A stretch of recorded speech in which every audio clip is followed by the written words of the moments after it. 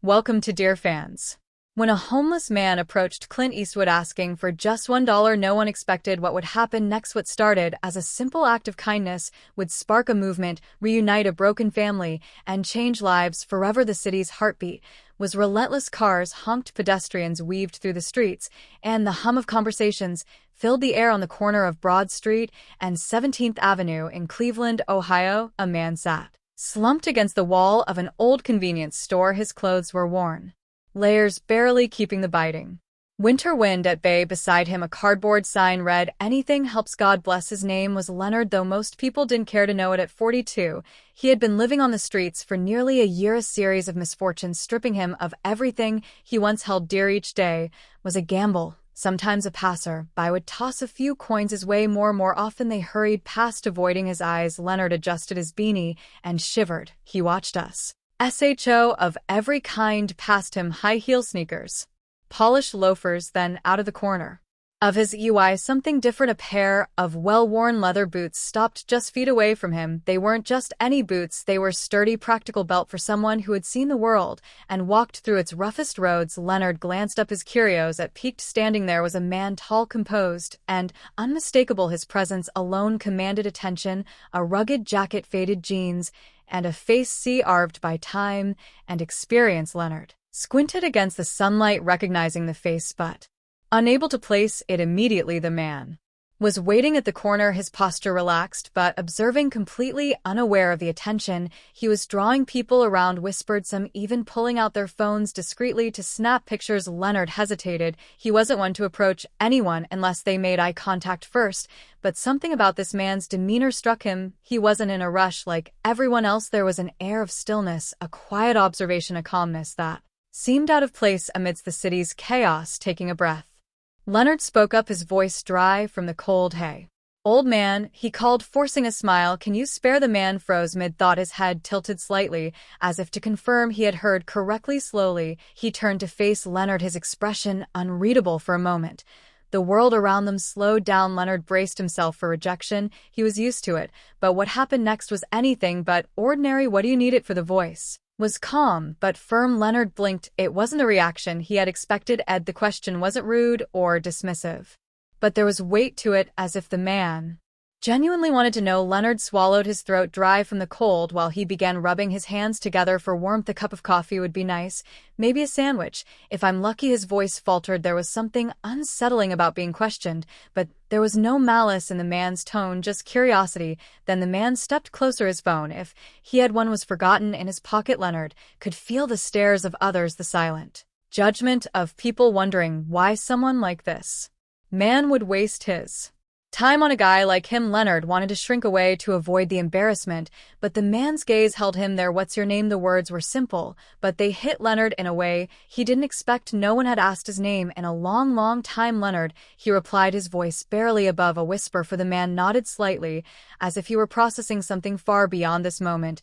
"Then I'm Clint." Leonard stared to hit him. Clint Eastwood, a name everyone knew, but there was no arrogance in his tone, no sense of self-importance, just an unexpected sincerity. The hum of the city returned, but something about this exchange was different. The air between them felt charged, as if this brief moment would lead to something far greater. Clint crouched down. It startled Leonard. No one had ever done that before. "How long have you been out here?" Clint asked, his tone calm but direct. Leonard hesitated. People didn't care about the why, they only saw the spectacle of his misfortune. But there was something disarming about Clint's demeanor, almost like he actually wanted to know. Leonard sighed. "Almost a year now," he admitted. He shifted uncomfortably, staring at the pavement. "Lost my job after the plant shut down, then my health took a turn, couldn't keep up with rent." He paused, swallowing the lump in his throat. "It's been downhill ever since." Clint listened intently, his eyes narrowed slightly, not out of judgment, but focus. It was a look Leonard wasn't used to, a mix of curiosity and concern, as if the actor turned leg and were piecing together a puzzle in his mind. Leonard noticed the quiet tension growing among the crowd around them. People were watching, whispering, some even paused, their curiosity piqued by the unusual sight of Clint Eastwood crouched on the sidewalk beside a homeless man. "What about family?" Clint asked. Leonard's jaw tightened. He shook his head. "Don't have much of that anymore." His voice was bitter. "My folks passed years ago. My brother, while we haven't talked in ages." He chuckled dryly. "Not much left to lose when you've already lost it all." Clint was quiet for a Moment then without breaking eye contact. He reached into his pocket. Leonard's pulse quickened. He had asked for $1, just one, but Clint's movement suggested something different when his hand emerged. He wasn't holding a single bill, but a crisp $100 note. Leonard stared at the money, stunned for a moment. He couldn't move. It wasn't just the amount, it was the gesture itself. "Are you serious?" Leonard finally managed to ask, his voice cracking. Clint shrugged lightly. "Because I can." The simplicity of his answer left Leonard speechless, but before he could respond, Clint leaned in slightly, his voice lowered. "But listen," he added. His tone was softer now, but carried weight. "This isn't just about the money. I want you to promise me something." Leonard tightened his grip on the bill, as if afraid it might vanish. "What's that?" he asked. Clint's expression shifted, becoming serious. "If I help you today, you've got to help yourself tomorrow." Leonard felt a lump rise in his throat. The words hit harder than he expected. For the first time in what felt like forever, someone wasn't just handing him a lifeline, they were challenging him to climb out of the hole he had fallen.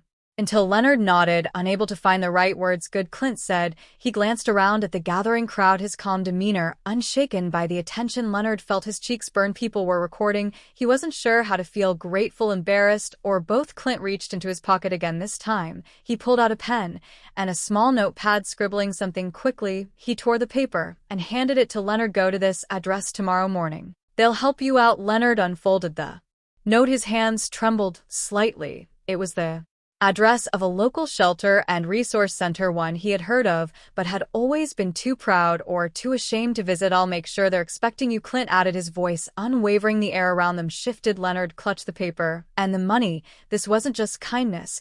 It was hope, a fragile, flickering light in a world that had long been dark, and somehow Leonard knew this was only the beginning. Leonard sat there staring at the $100 bill and the note in his hands as if they were alien objects. Mind raced, caught between disbelief and cautious hope. Clint didn't leave immediately. Instead, he stood there watching Leonard with an intensity that felt almost unnerving. It was clear Clint wasn't just offering a handout. He was waiting for something, perhaps an acknowledgement or a commitment. Leonard cleared his throat, his voice shaky. Why do you care? You don't know me." Clint tilted his head slightly. A faint smile touched his lips. "Because everyone has a story, Leonard." He paused. "Yours just hasn't been told yet." Leonard blinked. He hadn't expected that. Clint glanced at the crowd beginning to gather, and then, "Honestly, if I'm in a position to do something good, why wouldn't I?" Leonard was taken aback. He had heard plenty of empty words over the years, but Clint's tone carried a weight that felt genuine. Still skepticism. "Gee, at him, you don't owe me anything." Leonard's voice was firmer. "Now I've been out here long enough to know people don't just stop to help without expecting something in return." Clint crouched down again, leveling his gaze with Leonard's. "I don't expect anything." His voice was steady. "But I do believe that small actions can lead to something bigger." He gestured the note in Leonard's hand. "That place," he continued, "they've got resources, job programs, counseling, whatever you might need." His eyes held a quiet intensity. "All I'm asking is that you show up." Leonard swallowed hard, feeling a lump in his throat. He glanced at the note again, the address scribbled in neat handwriting. He wanted to believe this was real, but years of disappointment had hardened him. "And what if I can't do it?" His voice was barely a whisper. "What if I screw it up?" Clint smiled faintly, shaking his head. "Everyone screws up." Leonard to pause, but giving up. His voice softened. "That's the only way you lose." The words were simple, but they landed with a force Leonard wasn't prepared for. For a moment, the noise of the city faded. All he could hear was the quiet conviction in Clint's voice. The crowd around them had grown thicker. Phones were openly pointed in their direction. Someone murmured, "Is that Clint Eastwood?" Leonard shifted uncomfortably. He wasn't used to being in the spotlight. The weight of so many eyes on him felt suffocating. Clint, however, seemed unfazed. If anything, he thrived under the pressure. His calm demeanor contrasted sharply with Leonard's unease. "Ignore them," Clint said softly, as if reading Leonard's mind. "This is about you and me right now." His voice lowered. "No one else matters." A strange sense of relief washed over Leonard. For the first time in a long while, he didn't feel invisible. Someone saw him, really saw him, and cared enough to listen. Leonard took a deep breath. He met Clint's gaze, and then, "All right." His voice was steady. "I'll go. I'll show up." Clint's expression softened. A genuine smile broke through. "That's all I wanted to hear." He stood up, brushed off his knees, and Leonard, his voice was louder now, as if speaking for everyone to hear. "You've got more strength in you than you realize. Don't forget that." Leonard blinked, overwhelmed by a mixture of gratitude and embarrassment. He wanted to say something, anything, but the words wouldn't come. Instead, he simply nodded, clutching the note tightly in his hand like a lifeline as Clint turned to leave. The crowd parted for him, their whispers growing louder. Leonard watched him disappear into the city, his figure blending into the stream of people. For the first time in years, Leonard felt a flicker of something. He thought he had lost hope. The next morning, Leonard stood outside the address Clint had given him. It was a modest brick building, a quiet part of Cleveland, its entrance marked with a simple sign, Hope Outreach Resource Center. A small stream of people filtered in and out, some carrying grocery bags, others looking as certain. As Leonard felt, he clutched the note in his pocket, his fingers tracing the edges as if to remind himself this wasn't a dream. The $10,000 bill was still tucked safely in his jacket. Part of him wanted to save it, to hold on to the generosity as proof that yesterday had really happened, but another part, the part of him that Clint's words had stirred, whispered that this wasn't just about the money, it was about the chance to start. Overtaking a deep breath, Leonard stepped inside. The warmth of the building in him immediately, a stark contrast to the biting cold outside. A receptionist, a middle-aged woman with kind eyes, looked up from her desk. "How can I help you today?" Leonard hesitated, then slowly he reached into his pocket, pulled out the note, and slid it across the counter. His voice was quiet. "A Clint sent me, said I should come here." The woman's eyes flicked to the paper, a knowing smile spread across her face. "You must be Leonard." She stood up, motioning for him to follow. "Come on, Leighton. Get you started." The next few hours passed in a blur. Leonard met with a caseworker, someone who actually listened to his story without judgment. For the first time in a long time, the pieces of his life were being picked up and carefully put back together. They set him up with a temporary bed in the shelter, arranged for a doctor's appointment to check his health, even connected him with a job training program. It was overwhelming, but for the first time in years, Leonard felt like there was a path forward. Later that evening, he sat on the edge of his seat, thinking, replaying the events of the past 24 hours, the kindness of a stranger, the offer of help, the simple act of being seen. It all felt surreal. He thought about Clint's words, about the promise he had made to help himself. It wasn't going to be easy, but for the first time, Leonard believed it was possible. Meanwhile, outside the shelter, Clint's gesture had begun to ripple far beyond what either of them could have imagined. Video of their interaction, taken by a bystander, had gone viral overnight. It spread across social media like wildfire. Headlines praised the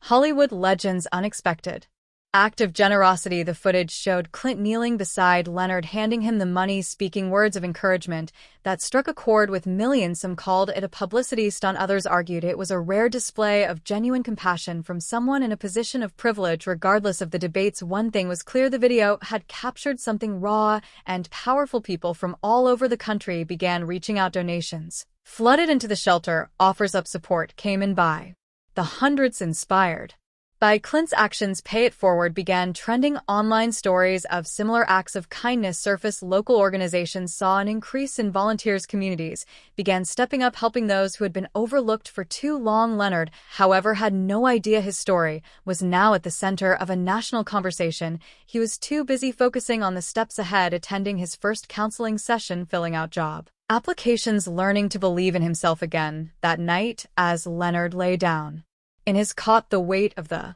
past year felt a little lighter. Somewhere out there, the man who had stopped to help him was making waves, but Leonard's focus was simple: take it one day at a time and honor the promise he had made. By the end of the week, Leonard began to notice subtle changes both within himself and in the world around him. Shelter staff members treated him with kindness, encouraging him to keep going, reminding him that his story wasn't over yet. Others in the shelter, people who had been struggling in silence, began to approach him, inspired by his willingness to take the first step. "If you can do it, maybe I can too," a man told him one morning, patting Leonard on the back, a gesture so simple, yet it filled Leonard with an unfamiliar sense of pride. Outside the shelter, however, Leonard's story was no longer quiet. The video of his interaction with Clint Eastwood had exploded across social media, racking up millions of views in just a few days. News outlets picked up the story, dissecting every detail. Commentators debated, was this a genuine act of kindness, or was it performative?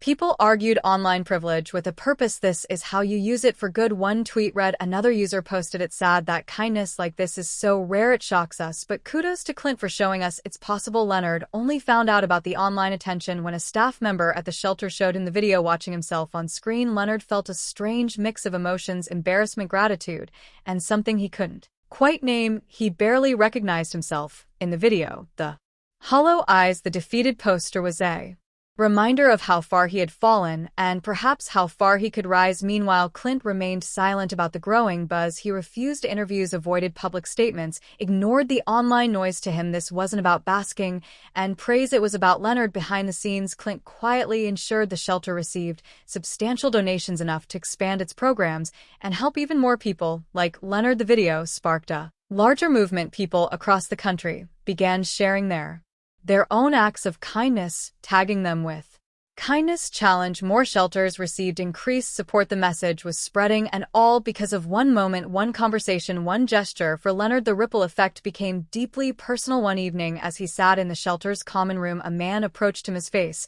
was familiar. Leonard squinted. Then it clicked. Paul. His voice trembled. It was his younger brother, the one he hadn't spoken to in over a decade. Paul's voice was hesitant. I saw the video. He sat down beside him. I didn't know things had gotten so bad for you. His voice broke slightly. I should have reached out sooner. Leonard swallowed hard, fighting back tears. It's not your fault. Paul placed a hand on his shoulder. While I'm here now, pause. And I'm not going anywhere. Their reunion was bittersweet, a reminder of what had been lost, but also what could still be rebuilt. For Leonard, it was another step toward healing, and though he still had a long road ahead, he carried with him a renewed sense of purpose, fueled by the kindness of a stranger who had given him more than money. He had given him hope. The weeks that followed were unlike anything Leonard had ever imagined. At the shelter, he became more than just another man down on his luck. He became a symbol of resilience, a testament to what could happen when one person decided to believe in themselves again. Every morning, Leonard woke up earlier than most. He attended counseling sessions, met with job specialists, and started rebuilding his life, one small step at a time. But perhaps the biggest change was within himself. The weight of years of struggles still lingered, but for the first time, he wasn't carrying it alone. Meanwhile, Clint stayed in the background. Though the world continued buzzing about the viral video, Clint remained silent. He had never done it for the attention, and he had no interest in talking to reporters. While headlines debated whether his actions were genuine or just another publicity stunt, Clint simply kept moving behind the scenes. He made sure the shelter had everything it needed. Donations poured in. Thanks to his quiet influence, new programs were launched. More people just like Leonard were given a second chance, and yet Clint never once stepped forward to claim credit, because for him this had never been about him. Then one day, everything changed again. Leonard had just finished a shift at a local warehouse's first job, and over a year he was exhausted, but in a way that felt earned. As he walked back to the shelter, he heard his name, a voice from the past. He turned and froze. It was Paul, his younger brother, the one he hadn't spoken to in more than a decade. Paul hesitated, then voice filled with regret, he said, I saw the video. Leonard felt his throat tighten. I didn't know things had gotten so bad for you. Paul continued, I should have reached out sooner. Leonard swallowed hard, the past flooding back, the years of silence, the things left unsaid. And then finally, it's not your fault, Leonard said softly. Paul placed a hand on his shoulder. Well, I'm here now. A pause.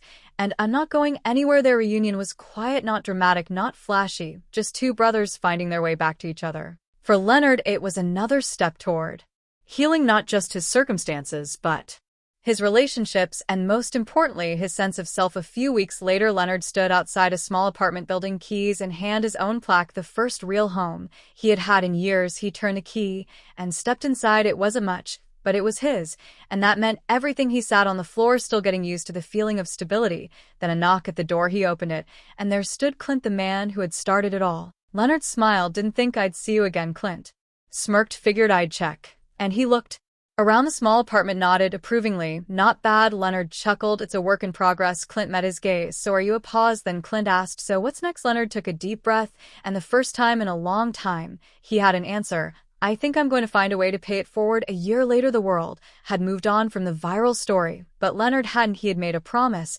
and he intended to keep it. He started volunteering at the very shelter that had helped him, talking to men and women who felt as lost as he once had, helping them see that their stories weren't over yet. And whenever someone hesitated, when they doubted themselves, like he once said, Leonard would sit beside them, look them in the and say the words Clint had said to him, you've got more strength in you than you realize. Don't forget that. Like this video and subscribe this channel. Thank you.